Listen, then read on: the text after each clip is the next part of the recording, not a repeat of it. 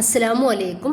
ഇന്നത്തേത് കുറഞ്ഞ ബഡ്ജറ്റിൽ നോമ്പ് തുറക്കുന്ന സമയത്ത് നമുക്ക് ഉണ്ടാക്കിയെടുക്കാൻ വേണ്ടിയിട്ട് പറ്റിയ നല്ലൊരു ഡ്രിങ്കിൻ്റെ റെസിപ്പി ആയിട്ടാണ് വന്നിട്ടുള്ളത്.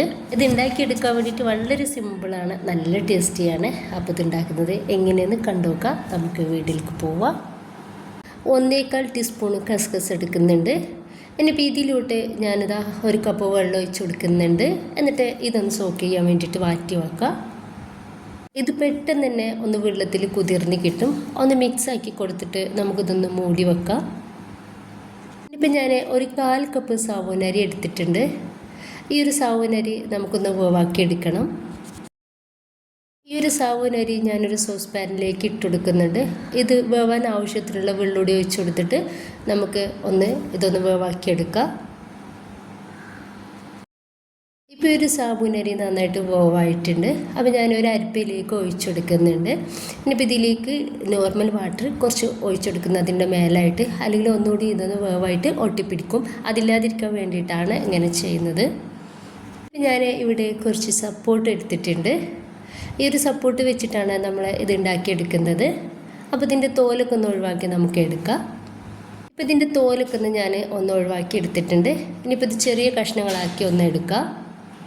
ഇപ്പോൾ ചെറിയ കഷ്ണങ്ങളാക്കി എടുത്തിട്ടുണ്ട്. അതിൻ്റെ കുരുവൊക്കെ ഒന്ന് മാറ്റിയിട്ട് മൊത്തത്തിലായിട്ട് ഞാനത് മിക്സിയുടെ ജാറിലേക്ക് ഇട്ട് കൊടുക്കുന്നുണ്ട്.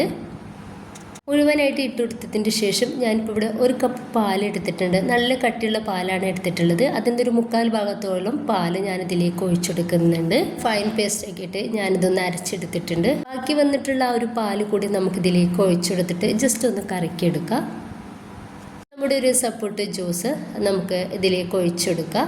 നമ്മൾ റെഡിയാക്കി വെച്ചിട്ടുള്ള ആ ഒരു കസ്കസില്ലേ, വെള്ളത്തിൽ കുതിർത്താൻ വേണ്ടിയിട്ട് വെച്ചിട്ടുണ്ടായിരുന്ന അത് ഇതിലേക്ക് ഒഴിച്ചു കൊടുക്കുക. വേവിച്ച് വെച്ചിട്ടുള്ള ആ ഒരു സാബൂനരി കൂടി ഇതിലേക്ക് ചേർക്കുന്നുണ്ട്. നന്നായിട്ട് തന്നെ ഒന്ന് മിക്സാക്കി കൊടുക്കുക. അപ്പോൾ ഈ ഒരു സപ്പോർട്ട് നല്ല മധുരം ഉണ്ട് കേട്ടോ. അപ്പോൾ നമുക്ക് അത്യാവശ്യം ഒരു മധുരം ഉണ്ട് ഇത്. ഇനിയിപ്പോൾ നിങ്ങൾക്കിത് മധുരം കുറവായിട്ട് ഉണ്ടാക്കുന്ന ഒരു ടൈമിൽ മധുരം കുറവായിട്ട് തോന്നുകയാണെങ്കിൽ പഞ്ചസാര ചേർക്കുക, അല്ലെങ്കിൽ തേനൊക്കെ ചേർക്കാവുന്നതാണ്. ഈ ഒരു ജ്യൂസിലും അതുപോലെ ഡ്രിങ്ക് ഐറ്റംസിലൊക്കെ എന്തായാലും നമുക്ക് പഞ്ചസാര മസ്റ്റായിട്ട് വരും. എന്തായാലും കുറച്ചെങ്കിലും നമ്മളിത് ചേർത്ത് കൊടുക്കേണ്ടി വരും.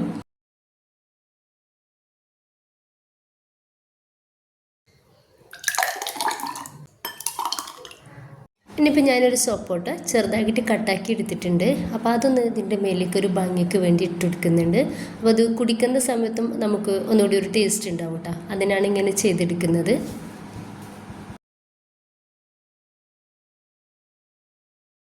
ഇത്രയേ ഉള്ളൂ. നോമ്പ് തുറക്കുന്ന സമയത്തായാലും നമുക്ക് ചൂടുള്ള സമയത്തായാലും ഇത് നല്ല ഹെൽത്തിയാണ്.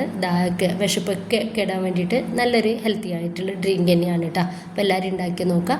നിങ്ങളുടെ അഭിപ്രായങ്ങൾ കമൻ്റായിട്ട് അറിയിക്കുക. ഇഷ്ടമായിട്ടുണ്ടെങ്കിൽ നിങ്ങളുടെ എല്ലാ സപ്പോർട്ടും ഉണ്ടാവുക. ഇൻഷാ അല്ലാഹ്. ഓക്കെ.